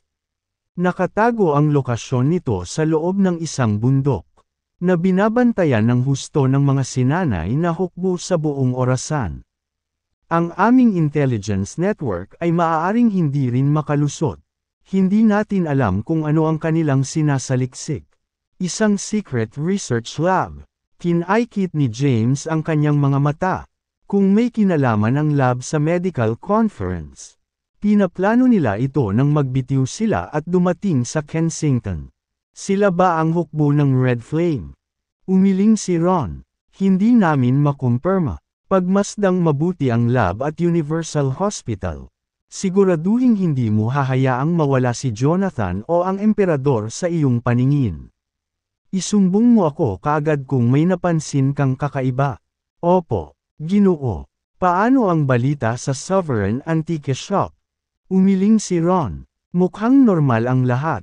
Wala namang bago. May mga alingaw-ngaw na ang kayamanan mula sa punto ng prinsipe ng Orchid Mountain ay nakita sa tindahan. Ngunit hindi ito nakumpirma. Siguraduhing bantayan mo ang tindahan. Opo, Ginoo. Ipadala mo sa akin ang mga asasin. Opo, Ginoo. Tumalikod na si Ron para umalis. Hindi nagtagal. Lumitaw ang mga asasin na ni-recruit niya. Mir, Caden. Sabay-sabay na bati nilang lahat kay James. Tumingin si James sa kanila, na nagsasabi, "Magbalat kayo. Simula bukas. Protektahan mo si Thea sa lahat ng oras. Kung mawala ang isang buhok niya sa ulo niya, mas mabuting tanggalin mo muna ang buhok mo bago mo ako makita." Marami ba tayo para protektahan si Thea? Malamig ang ekspresyon ng mukha ni James. May objections ka, Mr. Caden? We're the best assassins there are. Yet pinapunta mo kami para bantayan ang isang babae. Hindi ba sayang ang talents namin? Huminga ng malalim si James. Thea's everything to me. Her safety is what matters most. Do as I say. But don't let her discover you, or interfering with her life. Opo, Ginoo. Sumang-ayon ang mga mamamatay tao. Pwede ka nang umalis. Dahil marami kayo. Hali-halilihin kayo sa pagtupad ng misyon. I'll leave it to you to decide. Tumango silang lahat at umalis. Samandal si James sa sofa. Nawalan ng malay. Maya-maya, inaantok na siya. May isang silid sa loob ng basement sa ilalim ng lupa. Naglakad siya para makapagpahinga sa silid. Sa isang semi-conscious state, nakarinig siya ng mga ingay. Kinuha niya ang kanyang telepono sa tabi ng kanyang kama. Napansin niyang 3:00 na ng umaga. Bumangon siya, pinunasan ang kanyang mga templa, at naglakad palabas. Mahigpit itong binabantayan sa labas. Ang Black Dragon Army ay ganap na armado. Hinayla ni James ang isang sundalo sa isang tabi.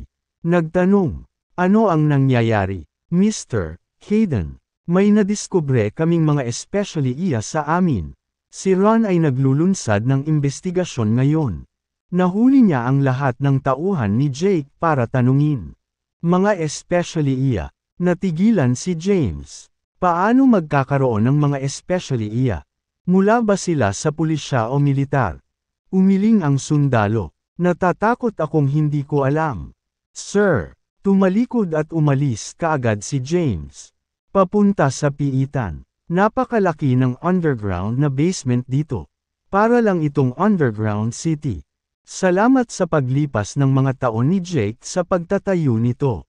Mahigit sa 30 tao ang nakagapos sa piitan. Ang ilan sa kanila ay lubhang nasugatan. Save both of us the trouble and come clean. Otherwise, narinig ni James ang sigaw ni Ron habang papalapit. Ano ang nangyayari? Napatayo kaagad si Ron nang marinig ang boses ni James. Sir, ginaysan ka ba namin? Kabanata 603. Tanong ni James. Anong nangyayari? Ipinaliwanag ni Ron. Sir, si Jake ang nag-set up ng Underground Intelligence Network. Ito ay komplikado dahil ito ay nagsasangkot ng maraming iba't ibang industriya. Alam ng underbelly ng Kensington na maaari silang makipagpalitan ng impormasyon sa pera mula kay Jake. Kaya't ang mga serbisyo ay nasa kanya mula pa noong nakaraan. Hindi lamang ilegal ang pag-set up, ngunit ang network ay nasangkot din sa maraming mga ilegal na deal. Gusto ng mga empleyado na magtanggal ng network ng ilang beses at para sa lahat.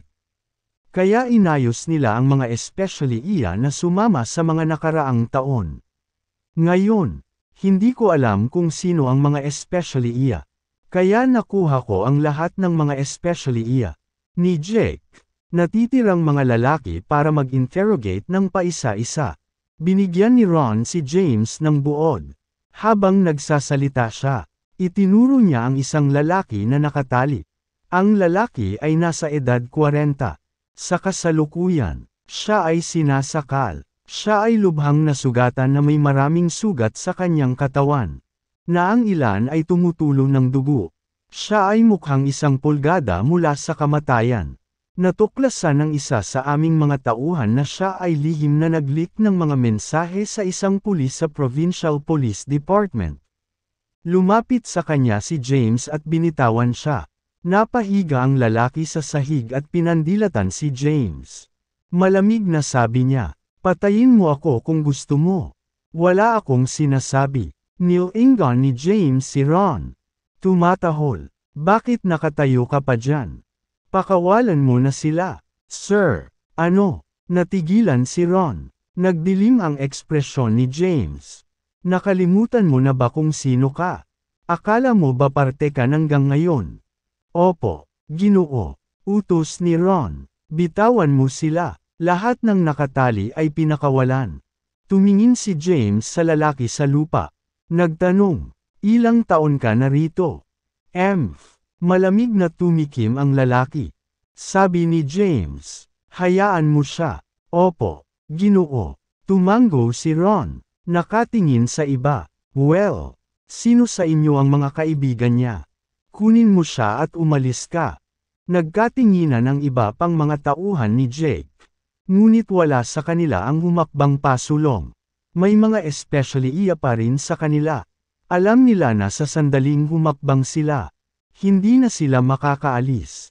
Ipadala mo siya sa ospital. Let the rest go. Umalis si James pagkatapos umalis sa kanyang mga tagubilin. Sinundan siya ni Ron. Sa isang silid sa underground basement. Tumayo si Ron sa gilid. Nagtanong, Sir, ano ang ginagawa mo? Ang ginagawa natin ngayon ay labag sa batas. Maghihintay ba tayo hanggang sa dumating ang pulis at hayaan silang arestuhin tayo?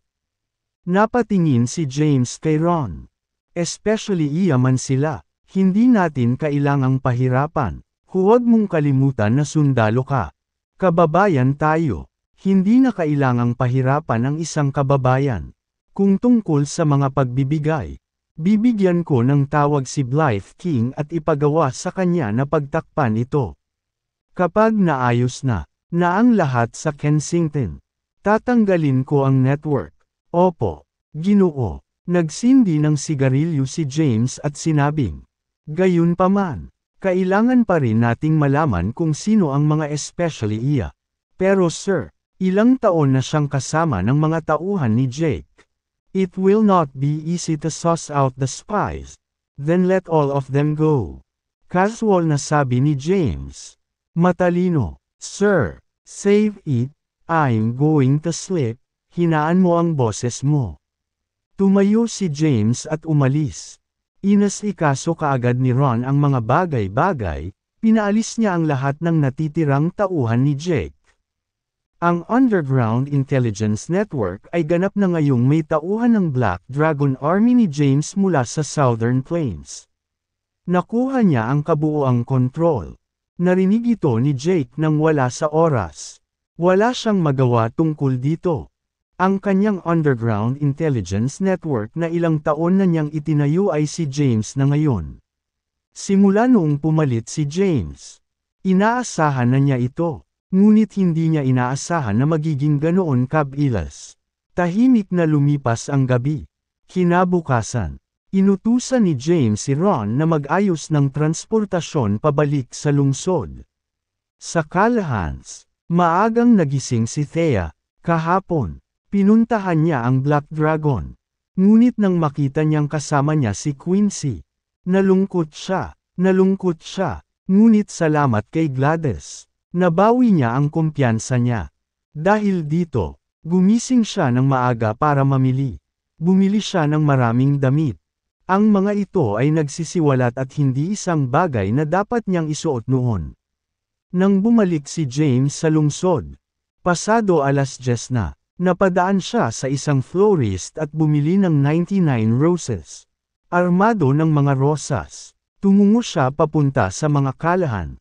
Kara-rating lang niya sa pasukan ng kanilang lugar nang mamataan niya ang dalawang babae sa di kalayuan. Megan, salamat sa pagsama sa akin sa pamimili. Ang mga kamay ni Thea ay puno ng mga shopping bag. Halos hindi siya namimili.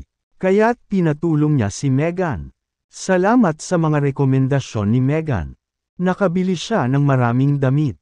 Maging ang damit na suot niya noon ay kabibili lang niya. Ito ay isang dilaw na slip dress, ito ay napakaikli. Inilalagay ang kanyang mahahabang binti sa display, ito ay hinawakan lamang ang dalawang manipis na strap na nakatatak sa kanyang mga balikat. Nakababaw ang kwelyo, tumambad ang kanyang bra, nag-double take ang lahat nang makita siya sa damit na ito. May mga nagpa-picture pa sa kanya. Nahiya si Thea noong una. Ngunit sa paglipas ng panahon ay nasanay na rin siya sa mga humahangang tingin ng mga lalaki. Ngayon, nakaramdam siya ng kumpiyansa at sakit-akit. Huwag mong banggitin. Ngumiti si Megan. Thea, dapat kanina ka pa nagsimulang magbihis ng ganito. Ikaw ang pinakamagandang babae sa Kensington. Sa paraan ng pananamit mo ngayon, papatayin ka ng mga lalaki. We're rooting for you to get together with ang itim na dragon at akayin tayo sa mga araw ng kaluwalhatian. Gagawin ko ang lahat. Isang ngiti ang sumilay sa kanyang mukha habang iniisip ang tungkol sa Black Dragon. Nakita sila ni James pagdating niya. Mabilis siyang lumapit sa kanila dala ang mga rosas. Iniharap kay Thea, nakangiting sabi niya, para sa'yo, Thea. Nawala ang ngiti ni Thea nang makita si James. Ang ekspresyon niya ay napalitan ng disgusto. 3/5. James, bakit ka nandito? Inabot ni James ang mga rosas at ngumiti. Hindi ba dapat ako nandito? Ikaw ang asawa ko. Walang ingat na sabi ni Thea. I was your wife. I'm not anymore wife. James, kung hindi ka pumayag. Tiningnan siya ni Megan ng masama. James, you piece of trash, why are you here? Hindi mo ba alam na wala si Thea sa liga mo ngayon? Bakit hindi ka tumingin ng mabuti sa salamin? Inirapan siya ni Megan. Bahagyang natigilan si James West. Hindi ba nakita ni Thea yung isa niyang kasama ni Quincy kahapon? Dapat heartbroken siya. Bakit ang cold niya pa rin sa kanya? Thea, ano bang nagawa kong mali? Napatingin si James kay Thea. Sinubukan ni James ang kanyang makakaya na kontrolin ang kanyang galit at patuloy na ngumiti. Gusto niyang tiyakin na siya ay palakaibigan at madaling lapitan. Umiling si Thea, wala ka namang ginawang mali. Pero siguro ako, okay. Ito ay isang pagkakamali para sa amin na magkasama. You can't give me the happiness I deserve. Imbes na minamaliit ka ng pamilya ko. Bakit hindi ka umalis? Tumingin si Thea kay James. Binibigkas ang bawat salita. James, I'm thankful for all you've done for us. And I've tried to build a life with you. Pero wala akong nararamdaman kapag kasama kita. Alam mo ba kung ano ang pakiramdam? Ayokong gugulin ang buhay ko kasama ang lalaking nagpaparamdam sa akin na walang laman sa loob. Kabanata 605. Parang blade ang sinabi ni Thea kay James. Pakiramdam niya ay may kung anong bamara sa lalamunan niya. Ito ay isang kakila-kilabot na pakiramdam. Tama si Quincy. Wala siyang matatag na pundasyon ng relasyon kay Thea. Ito ay mainam na panandalian. Ngunit sa paglipas ng panahon, nagsimula ang mga pagkakaiba at problema. I think it's best we get a divorce. Napatingin si Thea kay James. Nang makita niya ang ekspresyon nito, sumama ang pakiramdam niya. Lumambot ang kanyang tono. Let's not make this ugly. Just agree to get divorced. Kung ihaharap natin sa korte, pangit para sa lahat. Noon lang, naisipan ni James na bitawan siya. Ang dahilan kung bakit niya nilapitan si Thea ay para gantihan siya. Ang gusto lang niya ay gantihan si Thea sa pagliligtas sa kanyang buhay at pagbawi sa pagkakamali niyang pag-abandona rito. Gayunpaman, nang maisip niya ang tungkol sa pag-ibig ni Thea sa Black Dragon, ang iba niyang pagkakakilanlan, nawala ang kanyang sama ng loob. Nakangiting sabi niya, Thea, hindi kita hihiwalayan. Tara, uwi na tayo. Umunat siya para kunin ang kamay niya. Umasim ang ekspresyon ni Thea at inalis niya ang kamay nito. Coldly, she said, watch yourself, James. She's out of your league, stay away. Malamig na sabi ni Megan sa kanya at kinaladkad si Thea. James clutched the flowers. Rooted to the spot, he didn't know if he should stay or walk away. James! James! Isang boses ang umalangaw-ngaw. Isang masungit, magaspang na lalaki na may gaskasing balbas ang tumakbo palapit sa kanya. Nahanap na rin kita sa wakas. Magalang na lumapit si Zane kay James. James! Ika-20 kaarawan ni Cynthia bukas. Palagi niyang ipinagdiriwang ang kanyang mga kaarawan sa norte. Ngunit dahil nasa Kensington kami ngayon, dito na kami mag-celebrate. Ang hiling niya sa kaarawan ay dumalo ka sa kanyang kaarawan. Huwag mong sabihing hindi. Pwede ba? Bahagyang kumunat ang noo ni James, wala siyang interes na dumalo sa anumang birthday party noon. Hindi ako interesado. Casual niyang wika. Susundan na sana si Thea. James! Wait! Naabutan naman siya ni Zane. Ang pag-imbita sa kanya sa birthday party ay kalahati lang ang dahilan kung bakit siya narito. Ang isa pa niyang layunin ay hikayatin siyang pagalingin ng lubusan ang kanyang anak na babae. Kahapon, may isa pang James na nag-perform ng bonggang-bongga sa medical conference. Gayunpaman, alam niyang manugang iyon ng mga kalahan. Kung hindi, bakit tutulungan ng Black Dragon si Thea? Tumakbo si James papunta sa mga kalahan. Kumatok siya. Thea, buksan mo. Sumunod naman si Zane sa likod niya. Ano sa lupa ang gusto mo? Galit na tumingin si James kay Zane. Are you out of your mind? Can't you see that I'm busy? Get out of my way. Or don't blame me for what happens next. Hindi inaasahan ni Zane na magkakaroon ng ganoong ugali si James. Siya si Zane Don mula sa Hilaga. Nakilala bilang Mining King. Sino ang nang-ahas na magsalita sa kanya sa ganitong paraan pauwi? Gayunpaman, nang malaman kung sino talaga si James, nawala ang kanyang kawalang kasiyahan. Siya ay mapagmasid. Alam niyang may mga problema sa relasyon ni James. Kaya sinabi niya, James, tungkol sa iyo ng iyong asawa. F*** off. Sigaw ni James. Maya-maya lang ay bumukas ang pinto. Si Gladys iyon. She had her hands on her hips, shouting, "James, you piece of trash. Ilang beses ko bang sasabihin sa'yo? Stop bothering Thea, she's no longer yours, go away." Alam ni Zane na dumating na ang pagkakataon niya. Tumango siya at tumingin kay Gladys. "Watch your tone. How dare you say that Thea is out of James' league? Kilala mo ba kung sino siya?" Tumahimik ka. Hinawakan ni James si Zane at itinaas ang kanyang beefy body sa lupa. Malamig na sabi niya, "I'm warning you, say anything else and you'll regret it, get lost."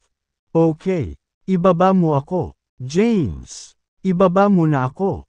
Tinabi ni James si Zane.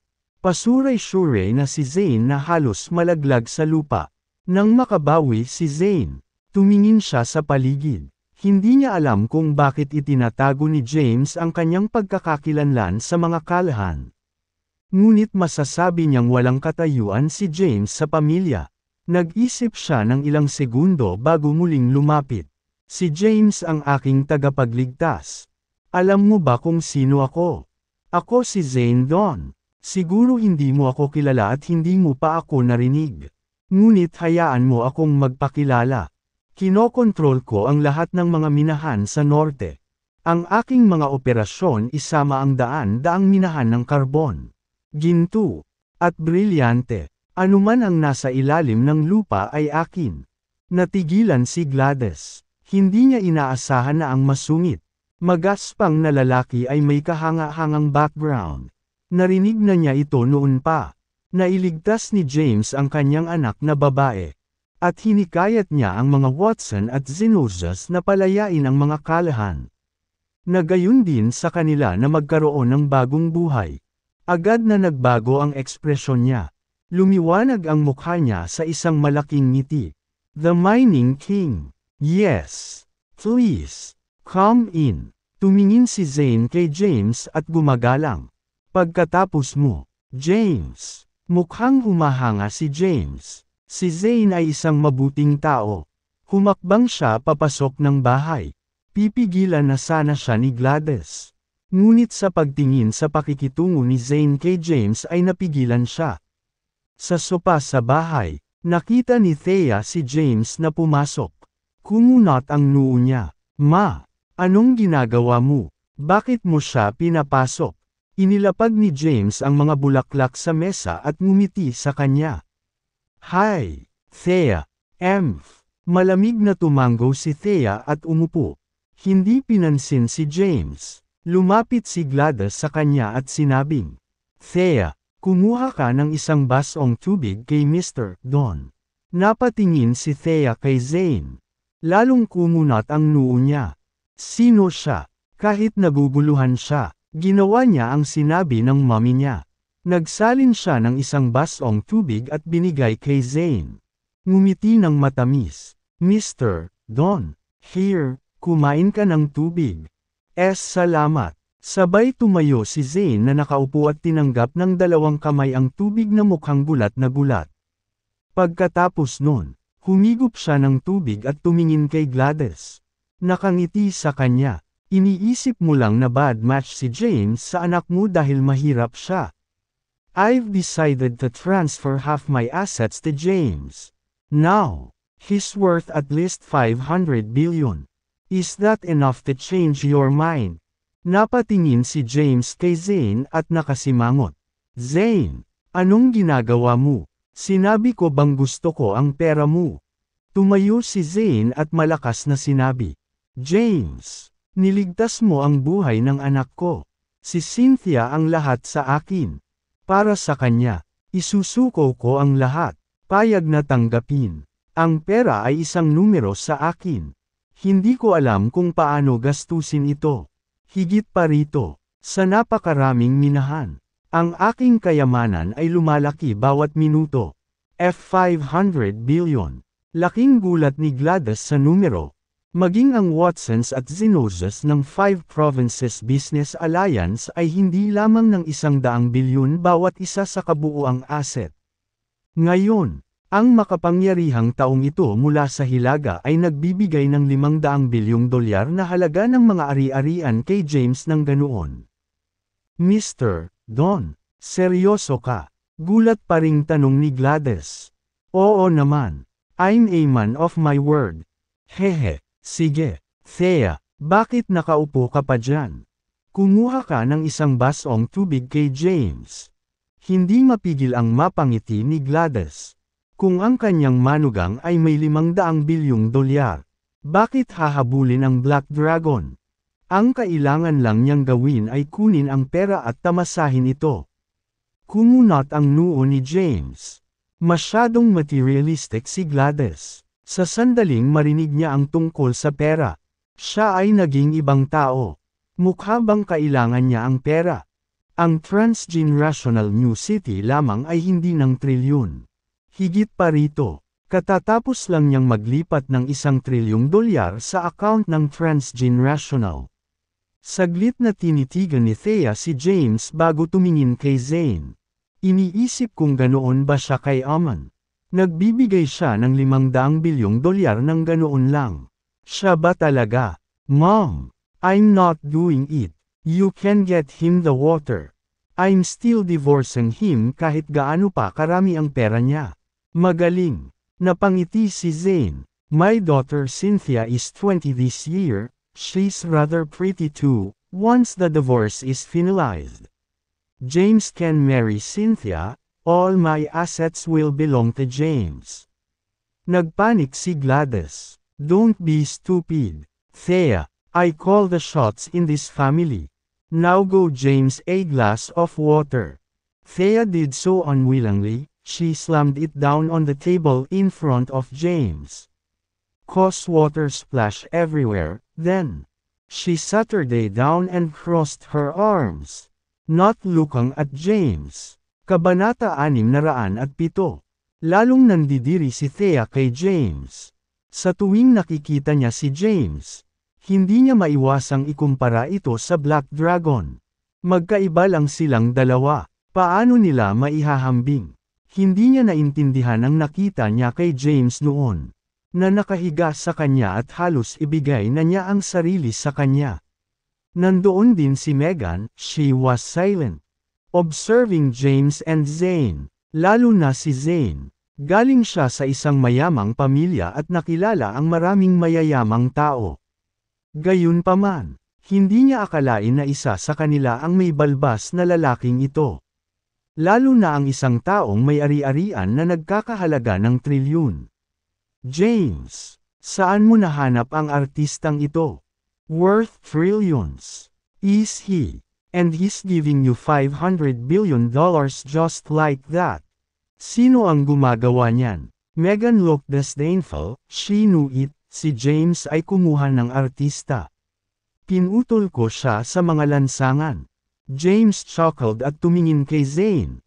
Tumatahol. Get lost. Hindi. James, alam mo namang mayaman ako. Nagmamadaling paliwanag ni Zane. Sabi ko magwala. Medyo nagbago ang ugali ni James kay Zane kanina. Pero ngayon naiinis na naman siya. Sige. Tumayo si Zane at pinasa kay James ang isang imbitasyon.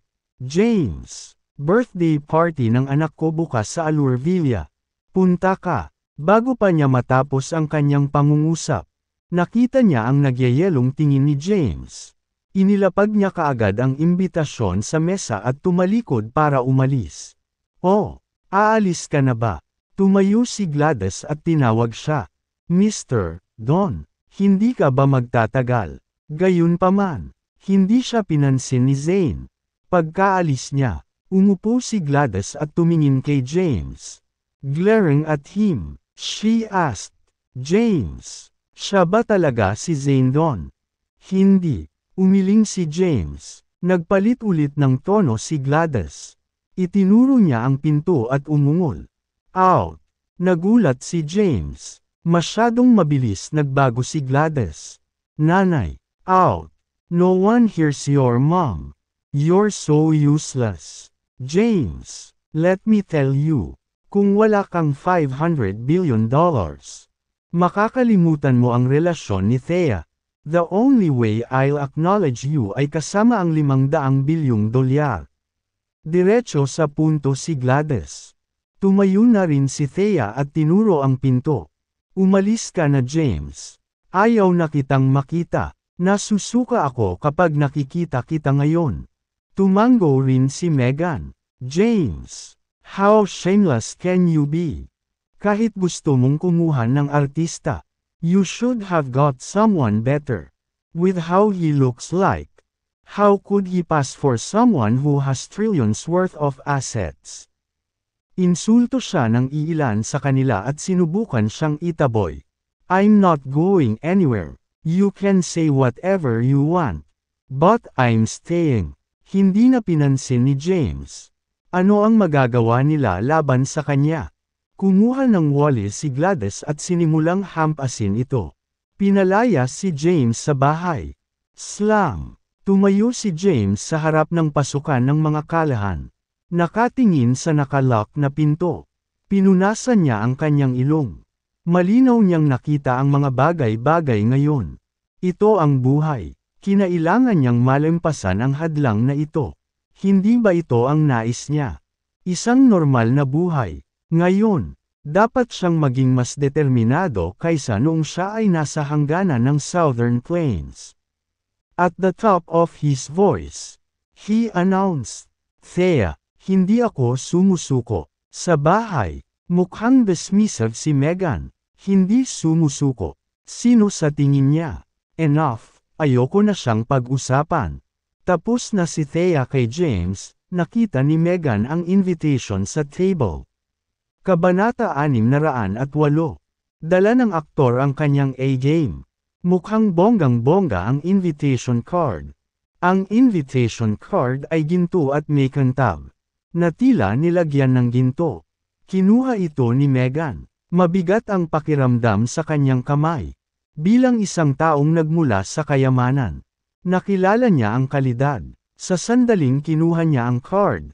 Alam niya na ang hangganan ay may linya ng tunay na ginto. Totoo ba? Nagtatakang sabi niya.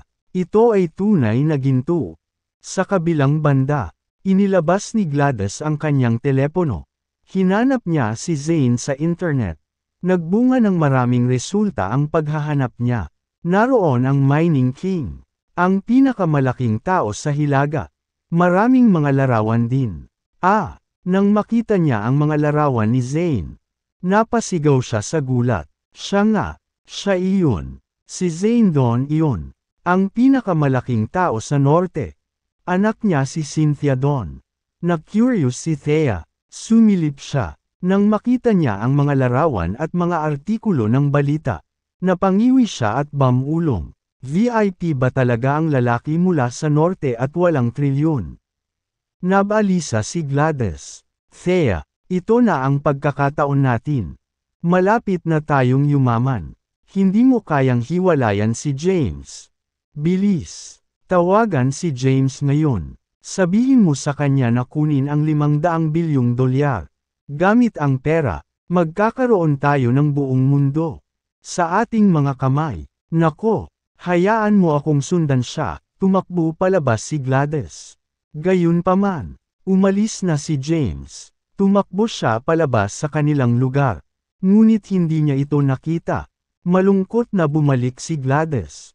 Hindi ko siya nahuli. Thea, ikaw na ang bahala ngayon. Mahal na mahal ka ni James. Ikaw lang ang makakabihag ng puso niya at ng pera ngayon. Nanay, si Thea ay mukhang malungkot.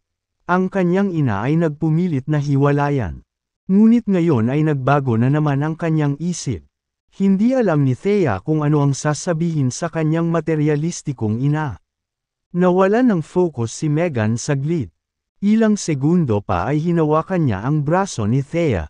Thea, kalimutan mo na ang Black Dragon.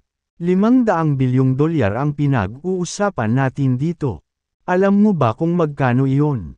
Kahit na kumita tayo ng 100 milyong dolyar bawat taon.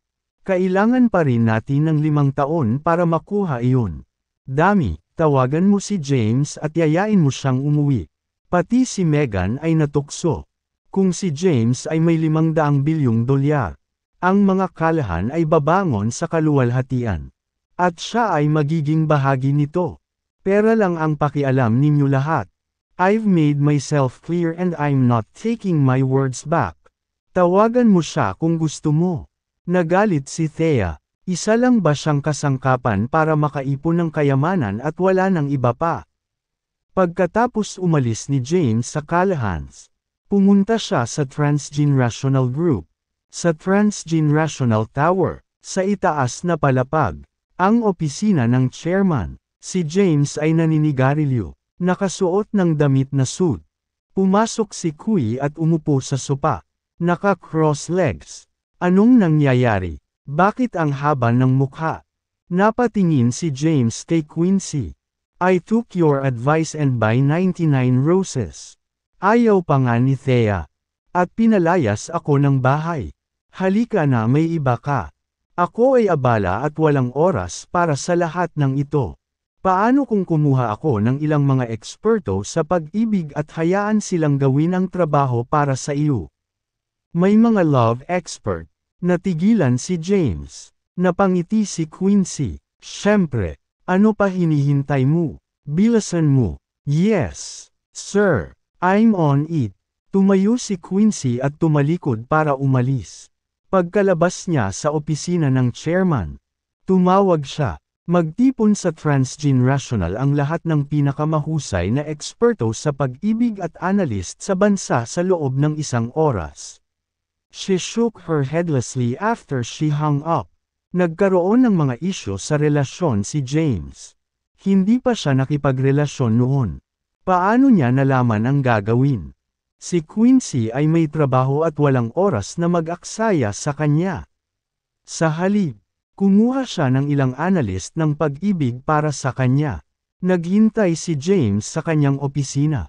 Sabay punta ni Thea sa villa ng mga Callahan. Nandoon ang buong pamilya. Ang 3 henerasyon ng pamilya ay natipon. Umupo si Lex sa sopa. Hinihimas ang kanyang tubo ng tabako. Sa pagtingin sa kanyang pamilya, sinabi niya, si Zane Don mula sa Hilaga ay nagpadala ng kanilang mga imbitasyon para sa birthday party ng kanyang anak na babae. Narinig mo na ba siya? Siya ay tunay na kapangyarihan. Ang mga pamilya ng 5 Provinces Business Alliance ay hindi makapagsimulang magkumpara. Nandito kami para pag-usapan kung paano kami posibleng makakuha ng imbitasyon. Now that Thea is the genius doctor of Kensington, our status is elevated. If we manage to attend the birthday party, we'll be even more influential in Kensington. Itay, maaaring mahirap ito. Mukhang problemado si Howard. We're talking about Zane here. He's the mining king in the north with assets worth trillions. Sino tayo? How could we get an invitation? Mayroon akong isa. Gumawa ng imbitasyon si Gladys. Ikan-away ito sa mukha ng lahat. Ano? Napalingon sa kanya ang lahat ng Callahans. Tuwang-tuwa si Lex. Tinanong niya. Paano mo ito nakuha? Nag-alangan si Gladys habang sinasabing, binisita kami ni Zane ng personal at, bago pa siya makatapos, humagalpak ng tawa si Lex. Haha, I knew it. Sa status ni Thea ngayon, hindi napigilan ni Zane na imbitahan siya. Binisita pa niya ito ng personal. Good job, Thea. 4/5. Nakaramdam ng awkward si Thea. Paliwanag niya, Lolo, hindi para sa akin ang imbitasyon. Hindi. Natarante si Lex. Napatingin ang lahat kay Thea. Ngumiti si Gladys. Inimbitahan niya si James. Dahil asawa ni Thea si James. Kapareho lang ng pag-imbite kay Thea. James. Napakunot noon ni Lex nang marinig ang pangalan ni James. Ang lahat ng iba pang mga ekspresyon ng Callahans ay umasim. Naglagay ng sarkastikong ekspresyon si Tommy. You must be joking. Ano kayang posibleng ginawa ni James? We're talking about Zane, a VIP from the north. He's worth so much more than the 5 Provinces Business Alliance. Sinabi ni Gladys. Iniligtas ni James ang anak ni Zane. Dahil kay Zane, nagpa siya ang Watsons at Zenosius na palayain kami. Mga asset kay James. Ano? Nagulat ang lahat. Kalahati. Magkano ang kalahating halaga? Hindi bababa sa 500 bilyong dolyar. We're rich. We're rich. Nagulat ang mga kalahan. Tapos, naging excited sila. Tuwang-tuwa si Lex. Tumingin siya kay Thea. Thea, where's James? Hindi ko alam. Mukhang nagtatampo si Thea. Ang kanyang pamilya ay patuloy na nagbabago ng kanilang tono. Una, hinimok nila siya na sundan ang Black Dragon. Ngayon, gusto nilang ayusin ang relasyon nila ni James. Talaga bang nakita nila siya bilang isang kasangkapan para sa pag-iipon ng kayamanan at wala ng iba pa? Ang pagkuha ng kalahati ng mga ari-arian ng Dons ay magiging lubhang kahanga-hanga. Kung totoo ang lahat ng sinasabi nila, babangon ang mga kalahan at tunay na magiging isang maimpluwensyang pamilya. Baka mas makapangyarihan pa sila kaysa sa mga pamilya ng Five Provinces Business Alliance. Tinanong ni Lex, Gladys, Thea, totoo ba ito? Sinabi ba ni Zane na ibibigay niya kay James ang kalahati ng kanyang mga ari-arian? Bago pa man makapagsalita ang isa man sa kanila, naputol na si Megan. Lolo, totoo. I was there too. Zane said it himself. And he was very respectful toward James. Nung una, I even thought that James had hired a actor just to impress Thea. Coughing sa kanyang pipe, Lex nodded. Kung totoo man, hindi pwedeng mawala si James. Tumingin si Lex kay Thea at sinabing, Thea, huwag mo nang hiwalayan si James. Ayusin mo ngayon ang relasyon mo. Hintayin mong ilipat ni Zane ang kanyang mga ari-arian kay James. Kapag nakuha na niya ang pera, gagawa tayo ng paraan para makuha ito. At pagkatapos ay aalisin natin siya. Mukhang may plano. Ngumiti si Gladys. Dad, great minds think alike indeed. Kapaki-pakinabang pa rin si James ngayon. Kailangan nating makuha ang 500 bilyon bago siya hiwalayan ni Thea. Bakit naman siya karapat dapat sa 500 bilyon pa rin? Tama na, Thea. Umaasa kaming lahat sa iyo ngayon. Thea, bakit hindi mo tawagan si James ngayon? Magpanggap ka na lang nakasama mo siya ngayon. Why pretend? Part of our family naman si James. Ang bawat isa sa pamilya ay nagbigay ng kanilang mga opinyon. Sapat na si Thea, kahit na ayusin ko ang relasyon namin ni James at makuha niya ang bahagi ng mga ari-arian ni Zane. Akin na ang lahat, wala lang itong kinalaman sa iyo. Nagyayelong tono si Thea, pagkatapos nun. Tumayo siya at umalis. Thea, naabutan siya ni Gladys at niyakap. Saan ka pupunta? Masyadong masikip dito. May lakad ako. Marahanabam antong hininga si Thea at lumabas ng villa. Habang naglalakad siya palabas, iniisip niya ang lahat ng nangyari. Pakiramdam niya ay nawala siya. Mga asset na 500 bilyon. Sino ang umaasa na ibibigay ni Zane doon ang bahagi ng kanyang mga ari-arian kay James? Magkano ang 500 bilyon pa rin?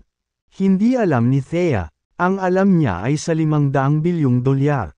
Hindi na niya kailangang mag-alala tungkol sa anumang bagay. Noon lang, nagpasya siyang ayusin ang relasyon nila ni James. Maraming dahilan para gawin ito. Maganda ang pakikitungo ni James sa kanya. Tinulungan siya ni James na gumaling. At saka, ang Black Dragon ay may Quincy. Hindi niya gustong makipag-away sa isang lalaking kasama ni Quincy. Huling ngunit hindi bababasa. Si James ay malapit nang makakuha ng 500 bilyong dolyar. Sa kanya ang pera ni James. Kung nakuha niya ang 500 bilyong dolyar, sa kanya iyon. Naisipan niyang tawagan si James. Gayunpaman, nang maalala niya ang pakikitungo niya sa kanya kanina, nakaramdam siya ng hiya. Ay, napabuntong hininga siya. Wala siyang lakas ng loob na tawagan siya. Sa halip, umuwi siya at nahiga sa kama. Kasabay nito, ang Transgenerational Group, sa opisina ng chairman. Mayroong higit sa 20 tao sa opisina. Hello, sir. My name is Red Lady. Isa akong love analyst mula sa TV station.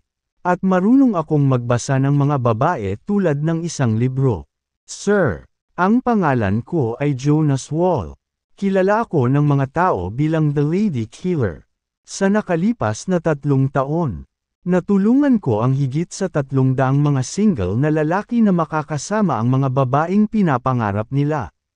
Ako ay pinakamahusay na gumawa ng mga romantikong sorpresa. Sir, magaling ako sa makeover. I can transform a nobody into. Sa sinabi niyang iyon ay parang natauhan siya na baka nadulas siya. Mabilis na sinundan niya ito ng, "Siyempre, hindi naman sa kailangan mo ng pagbabago, sir, pero sa paggabay ko, lalo kang sisikat. Walang babae ang makakalaban sa iyo." Ang lahat ng mga eksperto sa pag-ibig at analyst na kinuha ni Quincy ay abala sa pagpapakilala sa kanilang sarili. Umupo si James sa sopa. Pinagmamasdan silang lahat. All of you can stay. Help me save my marriage and you'll reap the benefits. Tuwang-tuwa ang lahat nang marinig iyon. Salamat sir.